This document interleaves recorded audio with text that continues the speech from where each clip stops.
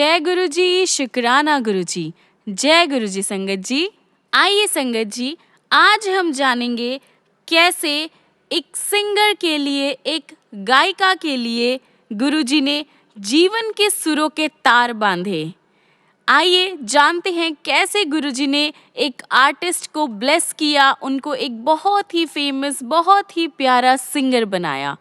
जय गुरुजी, शुक्राना गुरुजी। आगे बढ़ने से पहले आप अपने चैनल गुरुजी सत्संग वर्ल्ड को सब्सक्राइब कर लीजिए ताकि आपको ऐसे वीडियोस, ऐसे गुरुजी के चमत्कार, प्यारे प्यारे सत्संग रोज रोज सुनने को मिले। अपने दोस्तों के साथ, अपने गुरु परिवार के साथ, अपने मित्रों के साथ इन सारे सत्संग को शेयर कीजिए, इन वीडियोस को शेयर कीजिए ताकि वो भी हमारे गुरुजी से जुड़ सके, हमारे गुरुजी की ब्लेसिंग्स को ले सके।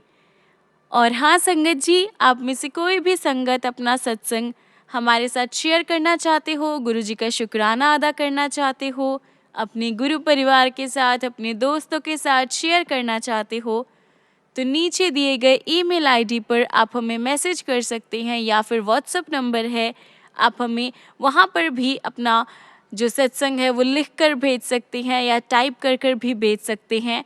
आपके सत्संग भी बहुत ही जल्द प्यारी गुरु संगत के साथ शेयर किए जाएंगे।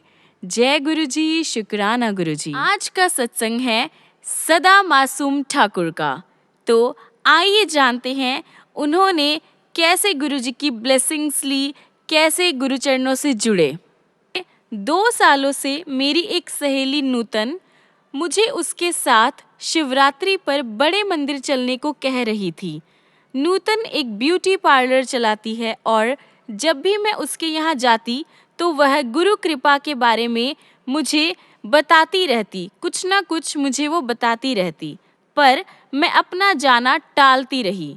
शायद अभी गुरुजी का आदेश नहीं था, क्योंकि मेरे ईश्वर से मिलने की महत्वपूर्ण घड़ी अभी आई नहीं थी। इसका एक और कारण ये भी था कि मेरे पति किसी बाबा या संत के यहाँ जाने के बिल्कुल भी इच्छुक नहीं थे। यद्यपि मैं 1997 से एक संत की भक्त रही थी। मैं शिरडी साईं बाबा को भी इतना मानती थी कि मुझे और कहीं जाने की ज़रूरत ही नहीं लगती थी। हर बृहस्पतिवार मैं साईं बाबा के मंदिर में भजन गाती थी। गुरुजी के बारे में नूतन से इतना निराला वर्णन, इतना अलग सा एक्सपीरियंस सुनकर मुझे भी गुरुजी के दर्शन की इच्छा हुई, पर मैं जानती थी कि मेरे पति मासूम, उनको साथ लेकर जाना इतना आसान नहीं होगा। मुझे एक उपाय सूझा। 2006 में मेरे जन्मदिन के अवसर पर, जो 4 अगस्त को होता है, मैंने अपने पति से कहा कि मैं अपना जन्मदिन अपने अनुसार मनाना चाहूँगी। मैंने उनसे वादा भी लिया कि मैं जहाँ भी उन्हें ले जाऊँगी वे चलेंगे और जो भी खाने को कहूँगी वे खाएंगे। मैंने उसी टाइम नूतन को फ़ोन किया और उसने कहा कि मैं उसके घर शाम को 6:45 पर पहुंच जाऊं, जहां से हम साथ ही गुरुजी के यहाँ जाएंगे। नॉर्मली मैं दोपहर में सोती नहीं हूँ, पर उस दिन घर के काम करके मैं सो गई। मैंने सपना देखा कि गुरुजी एक ऊंचे आसन पर बैठे हुए हैं और पास ही मैंने ओम और एक ओमकार के चिन्ह देखे, साइन देखे। गुरुजी के आसपास एक सुनहरा गरुड़ उड़ रहा था। जब बाद में मैं नूतन से मिली तो मैंने उसे अपने सपने के बारे में बताया। वह खुशी के मारे ऊंचे स्वर में बोल पड़ी, गुरुजी मुझसे खुश थे और मिलने से पहले ही उन्होंने मुझे दर्शन दे दिए थे। जब हम छोटे मंदिर पहुंचे तो गुरुजी रसोई घर के पास लकड़ी के एक साइड बोर्ड पर बैठे हुए थे। नूतन ने गुरुजी से कहा कि वह अपनी एक सहेली को साथ लेकर आई थी। गुरुजी ने अपने सरलता भरे अंदाज में पंजाबी में पूछा, पक्की की कच्ची, वो तेरी अच्छी सहेली है या बस ऐसे ही? नूतन ने जवाब दिया कि मैं उसकी पक्की सहेली थी। गुरुजी ने हमारे काम के बारे में पूछा, की कर देने? हमने जवाब दिया कि हम प्रोफेशनल सिंगर थे। गुरुजी ने मुझसे पूछा केहो जिया गांदे हो। हमने हंसते हुए जवाब दिया कि जब वह हमारा गाना सुनने के लिए मान जाएंगे तो उनको पता चल जाएगा। जल्द ही हमें चाय प्रसाद मिला। मुझे ऐसा लगा जैसे मुझे अमृत मिल गया हो। मेरा गला खराब था, पर जैसे ही मैंने चाय प्रसाद लिया मेरा दर्द चला गया। फिर गुरुजी अपने कमरे में गए और कुछ देर बाद एक सुंदर से चोले में बाहर आए। संगत हॉल में शब्द चल रहे थे और भक्त आते जा रहे थे। जन्मदिन मनाने के लिए चुनी गई ये जगह मेरे पति और बच्चों को बहुत अजीब लग रही थी और उनको और अधिक अजीब लगा जब लंगर परोसा गया जो 4 लोगों को साथ में खाना था। मेरे छोटे बेटे ने कुछ भी खाने से मना कर दिया। हमने लंगर किया और गुरुजी से जाने की आज्ञा मांगी। गुरुजी बोले, ऐश करो आंटी। उन्होंने मेरे पति को सोने का ओम लाने को कहा और ये भी बताया कि उसका वजन कितना हो। अपनी नादानी में हमने ये सोच लिया कि गुरुजी सबको सोना लाने को कहते होंगे और बहुत सारे पैसे बना लेते होंगे।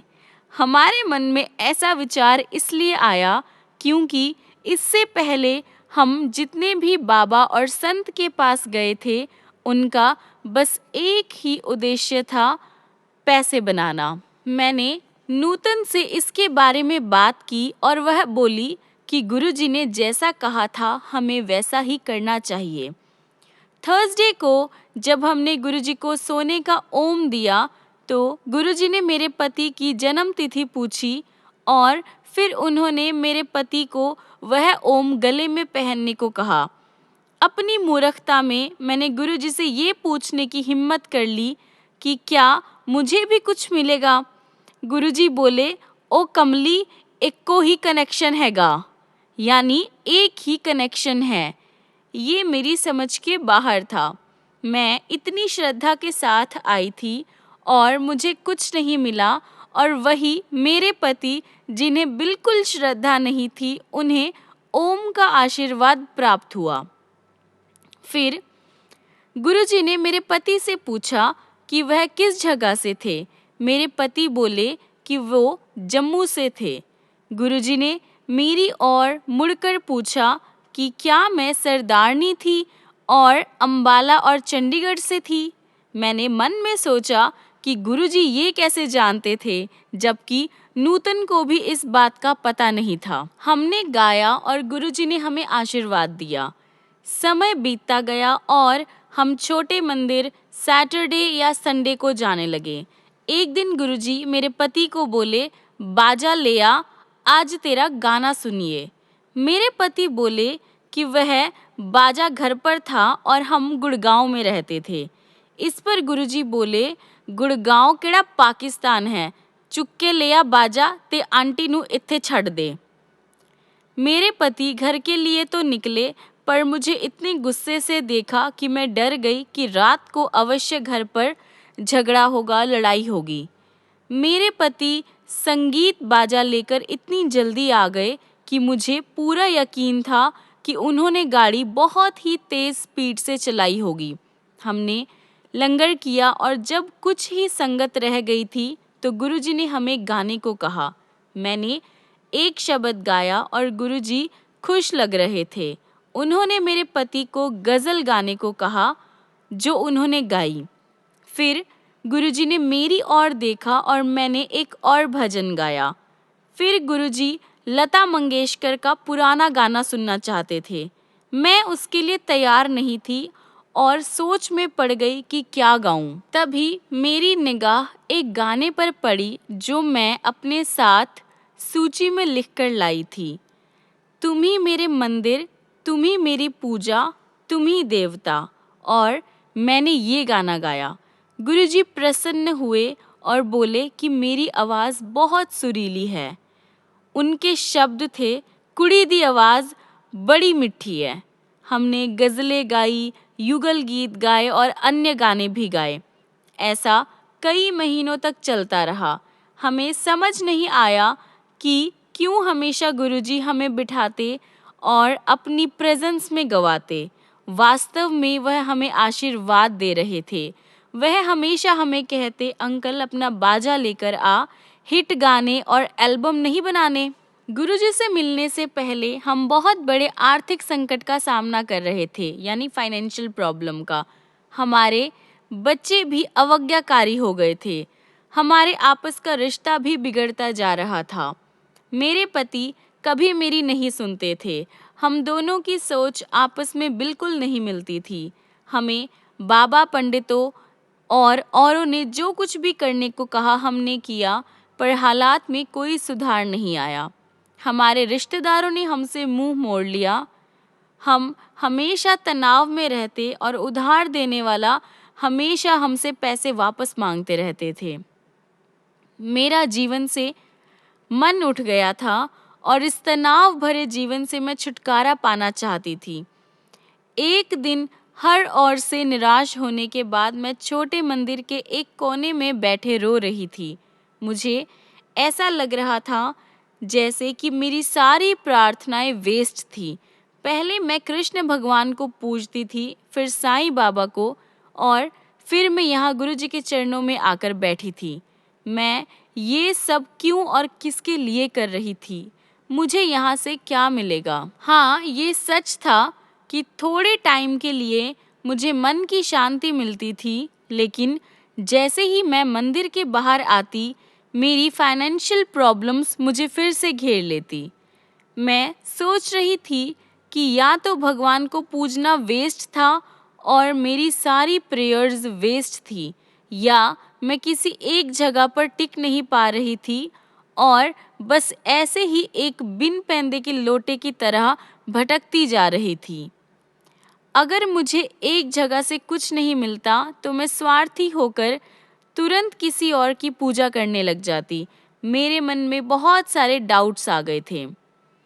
अचानक ये शब्द चलने लगा, गुरु मेरी पूजा, गुरु गोविंद, गुरु मेरा पार ब्रह्म, गुरु भगवंत। शब्द के बीच में बांसुरी की हल्की ध्वनि सुनाई दे रही थी। मैंने तुरंत एक चमत्कारी बदलाव देखा। ठीक मेरे सामने मैंने गुरुजी की जगह कृष्ण भगवान बांसुरी बजाते हुए देखे। फिर मैंने गुरुजी को बांसुरी बजाते हुए देखा। फिर गुरुजी की गद्दी पर मैंने साईं बाबा को मुकुट पहने हुए देखा। एक पल के लिए तो मुझे कुछ समझ नहीं आया और मुझे लगा कि ये सब मेरी इमेजिनेशन होगी। मैंने मुड़कर अपने आसपास देखा। संगत अपनी आंखें बंद करके बैठी हुई थी और ध्यान में लीन लग रही थी। मैं उनसे पूछना चाहती थी कि मैंने जो देखा था वो सपना था या सच, पर मेरी हिम्मत नहीं हुई। लंगर के बाद मैंने अपना ये एक्सपीरियंस अपने पति को बताया तो वह बोले कि उनको भी ऐसा ही कुछ फील हुआ था। वास्तव में इस परिकल्पना के द्वारा गुरुजी ने हमें स्पष्ट कर दिया था कि वही सब कुछ है, वह पार ब्रह्म है और भगवंत भी। गुरुजी में मेरा विश्वास पूरी तरह से हो गया था। अपने गानों के कार्यक्रमों के कारण हमें दिन में घर से बाहर रहना पड़ता था और मेरे पति को यह ठीक नहीं लगता था कि दिन में बच्चे घर पर अकेले हो और हम रात को देर से घर लौटे। फिर एक दिन मेरे पति ने घोषणा कर दी कि वह गुरुजी के यहाँ तब तक नहीं जाएंगे जब तक वह एक अच्छी रकम नहीं कमा लेते, और उन्होंने लक्ष्य के तौर पे एक धनी राशि भी तय कर ली। ये दिसंबर 2006 की बात है और गुरुजी की कृपा से फरवरी 2000 तक हमने उतनी अमाउंट कमा ली थी। फलस्वरूप मेरे पति ने कहा कि हमें गुरुजी के पास जाना चाहिए। मैंने भगवान का धन्यवाद अदा किया। जैसे ही हमने गुरुजी के चरण कमलों में माथा टेका, वे पंजाबी में बोले, ओए किधर गायब हो गई सी, आंदे रहा कर। मेरे पति ने जवाब दिया कि उनके कार्यक्रम फ्राइडे और सैटरडे को होते थे, इसलिए वह आ नहीं पाते थे। गुरुजी बोले, भाई तू जेड़े मर्जी दिन आ पर आया कर। जल्दी ही शिवरात्रि का दिन आया और उस पावन अवसर पर गुरुजी ने हमें अपने संगीत वाद्यों के साथ आने को कहा। मेरे पति ने जवाब दिया कि उनके प्रोग्राम्स फ्राइडे और सैटरडे को होते थे, इसलिए वह आ नहीं पाते थे। गुरुजी बोले, भाई तू जेड़े मर्जी दिन आ पर आया कर। जल्दी ही शिवरात्रि का दिन आया और उस पावन अवसर पर गुरुजी ने हमें अपने सारे म्यूजिकल इंस्ट्रूमेंट्स के साथ आने को कहा। शिवरात्रि के अवसर पर गुरुजी ने हमारे गाने सुने और दिल खोलकर हमें आशीर्वाद दिया। सुबह के करीब 3 बजे थे और मेरे पति सोच रहे थे कि वह घर जाकर बियर पिए। उसी टाइम गुरुजी ने मेरे पति की ओर देखा और बोले, मैंने तेरे डायबिटीज़ ठीक कर दी, कल जाकर बियर पी लेना। मेरे पति हैरान रह गए। जहाँ तक मेरा सवाल था, मेरी सोच थी कि गुरुजी ने कहा कि मेरी आवाज़ सुरीली है, पर मुझे कोई काम नहीं मिल रहा था। हम घर वापस आ गए और अगले ही दिन मुझे बॉम्बे से फ़ोन आया और साथ ही एक सिंगर शान के साथ एक सिंधी फिल्म में गाना गाने का प्रस्ताव। मेरे सवाल का ये कितना अद्भुत, कितना सरप्राइजिंग जवाब था। मेरा हेल्थ ठीक नहीं रह रहा था और मुझे माइग्रेन होता था। जब तापमान अचानक ऊपर नीचे होता तो मुझे बहुत ज़्यादा बॉडी पेन भी होता था। इसलिए जब मैं मंदिर के एसी हॉल में बैठती तो मेरी हालत बहुत ज़्यादा खराब हो जाया करती थी। बैसाखी के अवसर पर गुरुजी ने हमें बड़े मंदिर आने को कहा। हमें गाते हुए सुनकर गुरुजी खुश दिखाई पड़ रहे थे। जब हमने जाने की आज्ञा ली तो गुरुजी ऐसे शब्द बोले जो मैं अपनी लाइफ में कभी भी नहीं भूलूंगी। वह बोले, आंटी मैंने तुझे आशीर्वाद दिया, आज से तुझे कभी भी बॉडी पेन नहीं होगा। मैं उनकी ये वर्ड्स सुनकर बहुत ही सरप्राइज्ड थी। मैंने अपने बॉडी पेन के बारे में कभी भी कुछ नहीं कहा था। तब से मुझे कभी भी कोई भी बॉडी पेन नहीं हुआ। मैंने भक्ति तो बस थोड़ी सी ही की थी और गुरुजी के प्रेम और देखरेख की वर्षा हो रही थी। मार्च से लेकर मई तक हमें कोई काम नहीं मिला। मेरे पति की आदत थी कि अगर उनके पास काम नहीं होता तो वह मेरे और गुरुजी के खिलाफ शिकायत करने लगते। वह बोलते, अगर गुरुजी सब कुछ जानते हैं तो वह हमें काम क्यों नहीं दिला सकते, वह हमें कष्ट उठाते हुए क्यों देखते हैं, फिर भी हमारी मदद नहीं करते, हमें इतनी प्रॉब्लम में देखते हैं। गुरुजी अंतर्यामी सब कुछ सुनते हैं पर फिर भी कभी भी हमसे कुपित नहीं हुए, यानी कभी भी हमसे परेशान नहीं हुए, हमसे गुस्सा नहीं हुए। दृष्टि हम पर डाली और हमें पूजा करवाने के लिए कहा। उनके कहे अनुसार हमने नियमित रूप से वो पूजा की। कुछ टाइम बाद गुरुजी ने हमें एक नया संगीत इंस्ट्रूमेंट खरीदने के लिए कहा और मेरे पति को उनके लंबे बाल कटवाने के लिए कहा। नया म्यूजिकल इंस्ट्रूमेंट खरीदने की बात हमें आर्थिक परेशानी में डाल रही थी क्योंकि हम फाइनेंशियली परेशान थे। पहले तो गुरुजी ने हल्के से नए संगीत इंस्ट्रूमेंट के बारे में पूछा, फिर वह मेरे पति को गुस्सा करते हुए बोले, अंकल बता मुझे, क्या तूने नया बाजा खरीदा? एंड में गुरुजी के क्रोध से डरकर, गुस्से से डरकर मेरे पति ने एक नया हारमोनियम खरीदने का डिसाइड किया। पहले उन्होंने अपने लंबे बाल कटवाए, पर जैसे ही उन्होंने आईना देखा तो वह मुझ पर चिल्लाए। उन्हें ऐसा लगा कि उनका स्टाइल अब खराब हो गया था। पर जब हम मंदिर गए तो सबने मेरे पति के नए हेयर स्टाइल की तारीफ की और कहा कि अब वह 10 साल जवान लग रहे थे। गुरुजी मेरे पति के साफ सुथरे बाल देखकर बहुत खुश हुए। वे मुस्कुराते हुए बोले, तेनू बंदा बना देता, और ये भी बोले कि पहले वो जानवर की तरह दिखते थे। फिर उन्होंने मासूम को नया म्यूजिकल इंस्ट्रूमेंट ना लेकर आने के लिए डांटा। मेरे पति बोले कि उसे खरीदने के लिए उनके पास ना काम था और ना ही पैसे। गुरुजी बोले, ओ कमलिया, काम बथेरा मिल जाना है, तू बाजा ता लेके आ। हमने एक विक्रेता से बात की, एक सेलर से बात की और पुराने बाजे के बदले में एक नया बाजा लेकर किश्तों में उसके पैसे देने का सौदा कर लिया। उस व्यक्ति ने हमें 500 रुपये देने को कहा और कहा कि बाकी की रकम हम अपनी सुविधा के अनुसार दे सकते थे। ये एक अकल्पनीय सौदा था और बिना किसी परेशानी के हमें एक नया इंस्ट्रूमेंट मिल गया। पर किसी न किसी कारणवश हमें वो नया किसी न किसी वजह से हम वो नया इंस्ट्रूमेंट मंदिर में नहीं ले जा सके। 27 मई को मुझे बहुत ज़्यादा इच्छा हुई कि मैं गुरुजी के यहाँ जाकर माथा टेकूं और मैंने अपने पति पर दबाव डाला कि हमें गुरुजी के पास अवश्य जाना चाहिए और मैं बोली कि उसके बाद अगर मेरे पति नहीं जाना चाहेंगे तो मैं कभी उनकी इच्छा के विरुद्ध उनको वहाँ जाने के लिए नहीं बोलूँगी। एंड में हम मंदिर पहुँचे। उस दिन गुरुजी बहुत गुस्से में लग रहे थे। मैंने कभी उनका ऐसा रूप नहीं देखा था, फिर भी मैं गुरुजी के चेहरे से अपनी दृष्टि हटा नहीं पाई।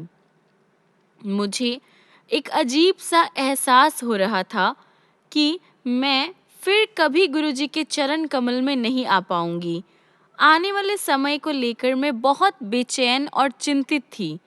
फिर अचानक गुरुजी कुछ शब्द बोले जो मैं मरते दम तक नहीं भूलूंगी। हुन मैं तुर जाना है, मेरे कुल टाइम घट है, यानी अब मुझे जाना है, मेरे पास अब ज़्यादा टाइम नहीं है। मैंने उनके शब्द को समझा नहीं और मुझे लगा कि वो पंजाब जाने के बारे में कह रहे थे और मुझे लगा कि अब उनके दर्शन के लिए जा पाना मेरे लिए संभव नहीं होगा। गुरुजी ने अन्य संगत से भी बातें की और उनके कहे गए शब्द सदा के लिए मेरे दिल में कैद है। गुरुजी को देखते हुए मुझे लगा कि अब वह हमें गाने के लिए नहीं कहेंगे और गुरुजी का हमारा नए संगीत इंस्ट्रूमेंट के बारे में पूछने का तो सवाल ही नहीं उठता था। परंतु उसी टाइम गुरुजी ने मेरे पति से पूछा कि क्या वो नया बाजा लेकर आए थे और मेरे पति ने हामी भरी। फिर गुरुजी मेरे पति को बोले, तू इतना तनाव में क्यों है? जाने से पहले मैं तेरा बाजा ब्लेस करूँगा, जा जल्दी अपना बाजा लेकर आ। फिर गुरुजी ने ये सबसे यादगार शब्द कहे, मैं तेरा बाजा ब्लेस करने के बाद ही जाऊँगा। मेरे पति जल्दी से बाजा लेकर आए। गुरुजी ने हमारे गाने सुने और इस तरह उस नए बाजे को अभिमंत्रित किया, उस बाजे को ब्लेस किया। एक और विशेष बात हुई थी, मैंने घर पर कुछ गाने तैयार किए थे सुनाने के लिए, पर वहाँ मैंने कुछ और ही गाना आरंभ कर दिया। मेरे पति ने मुझे गुस्से से याद दिलाया कि मुझे कोई और गाना गाना था, पर गुरुजी की इच्छा के आगे किसकी चल सकती है। मैंने जो गाना गाया वो गुरुजी की इच्छा थी। अंत में गुरुजी ने मुझे लता मंगेशकर का वो गाना गाने को कहा जो मैंने बड़े मंदिर में गाया था। गुरुजी ने वो गाना सुना। उस गाने की दूसरी पंक्ति ये थी, शायद इस जन्म में मुलाकात हो ना हो। फिर हमें घर जाने के लिए कहा गया। ये उस दिन का अंतिम कार्यक्रम था और गुरुजी की संगत के साथ आखिरी मुलाकात। 31 तारीख को गुरुजी ने महासमाधि ली। मुझे लगा जैसे मैं अनाथ हो गई। मुझे पता चला कि गुरुजी के जन्म स्थान डुगरी में अंतिम संस्कार किया जाने वाला था। मेरे पति की तबीयत ठीक नहीं थी, इसलिए हम वहाँ नहीं जा सकते थे। ये सोचकर कि मैं डुगरी नहीं जा पाऊंगी, मैं बाथरूम में जाकर बहुत रोई। पर रात को करीब 8 बजे मुझे नूतन से पता चला कि अंतिम संस्कार अगली सुबह 11:30 बजे बड़े मंदिर में किया जाएगा। ये सोचकर कि महासमाधि लेने के बाद भी गुरुजी ने मेरी इच्छा पूरी की, मैं फिर रोई। मेरे पति मानसिक रूप से बहुत बुरी हालत में थे उन्हें इस बात का बहुत पछतावा हो रहा था कि जब गुरुजी मानव रूप में थे तो वह भगवान से जुड़ नहीं पाए। गुरुजी ने उन्हें पूरी तरह से बदल दिया था। ये घटना गुरुजी के महासमाधि से 2 दिन पहले की है। मैं नहाकर ही निकली थी जब मैंने देखा कि मेरे पति ने जो ओम का लॉकेट पहना हुआ था उसमें से इंद्रधनुष जैसी किरणें निकल रही थी। ये वही लॉकेट था जो गुरुजी ने अभिमंत्रित करके दिया था। मैंने सोचा था कि शायद लॉकेट पर रोशनी पड़ने से ऐसा हो रहा होगा, पर मैंने फिर देखा कि उस पर कोई रोशनी नहीं पड़ रही थी। वो किरणें मेरे ऊपर पड़ी और मुझे झुरझुरी हुई। मुझे कुछ समझ नहीं आ रहा था। बाद में मुझे याद आया कि लॉकेट अभिमंत्रित करते टाइम गुरुजी ने क्या कहा था, तुम दोनों का कनेक्शन एक ही है। मुझे याद आया कि गुरुजी ने कहा था कि वे हमारे घर आएंगे। अब कैसे गुरुजी हमारे घर आएंगे और किस रूप में आएंगे? अगले दिन जब मैं पूजा करने के लिए अपने मंदिर गई तो अप्रत्याशित घटना यानी एक अजीब सी घटना मेरी वेट कर रही थी। मेरे मंदिर में उज्जैन के महाकालेश्वर मंदिर की एक छोटी सी तस्वीर है। तस्वीर में एक शिवलिंग है और शिवलिंग के बीचों बीच एक सुनहरा सर्प है। वह तस्वीर हमारे पास सालों से है, पर उस दिन वह सांप उस तस्वीर में दिखाई नहीं दे रहा था। उसकी जगह मुझे गुरु नानक देव जी दिखाई दिए। मुझे अपनी आंखों पर विश्वास नहीं हो रहा था। मैंने अपने पति को जगाया और उनसे कहा कि वह आकर देखे कि क्या उनको भी यही बदलाव दिख रहा था, और उन्होंने भी वैसा ही देखा। कितना अद्भुत तरीका था गुरुजी का हमारे घर आने का और हमें उस बात का एक्सपीरियंस करवाने का। महासमाधि के बाद 40 दिन तक बड़े मंदिर में सुखमनी साहिब का पाठ चला। हम वहाँ हर दिन जाते। एक दिन मैं बाथरूम में फिसल कर गिर गई और हमारा बड़े मंदिर जाना बहुत मुश्किल लग रहा था। हमने शाम को घर में ही पूजा करने का और फिर कढ़ा प्रसाद बनाने का डिसाइड किया। शबद के लिए मैंने टीवी पर वो चैनल लगा लिया जिसमें अमृतसर से लाइव गुरुबानी का प्रसारण होता था। गुरुजी की तस्वीर के आगे बैठकर मैं इतना ध्यान मग्न हो गई कि मुझे टाइम का पता ही नहीं चला। शाम की सैर करके जब मेरे पति लौटे तो उन्होंने मुझसे पूछा कि क्या मैंने प्रसाद बनाया था। मैं बोली कि अभी मैंने नहीं बनाया था। वह बोले कि कढ़ा प्रसाद की सुगंध पूरे घर में महक रही थी। इस पर मैंने कहा कि अवश्य हमारे पड़ोसियों ने हलवा बनाया होगा। तभी बच्चे भी खेल कर घर आए और मैंने उनसे कहा कि वह देख कर आए कि क्या वास्तव में पड़ोसियों के घर हलवा बना था। बच्चों ने आकर बताया कि पड़ोसियों के घर में तो अंडे की भुर्जी बन रही थी, और उन्होंने ये भी बताया कि पड़ोसियों के घर में तो अंडे की गंध आ रही थी और कड़ा प्रसाद की सुगंध तो सिर्फ हमारे घर में ही आ रही थी। मुझे अनुभूति हुई कि गुरुजी मुझे याद दिला रहे थे कि प्रसाद बनाना अभी बाकी था।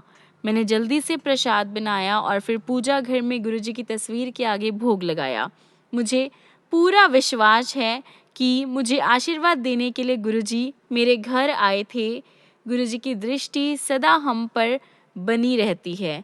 मैं गुनगुनाई, अगम अगोचरा तेरा अंत न पाया। संगत जी, गुरुजी की ब्लेसिंग्स अपार है। उनका पार कोई नहीं पा सकता। इतनी प्यारी ब्लेसिंग्स है हमारे गुरुजी महाराज की, और मेरे पास तो सत्संगों की मतलब मैं किताब भी लिख दूँ ना वो भी कम है। इतने सत्संग है, इतनी ब्लेसिंग्स है गुरुजी की।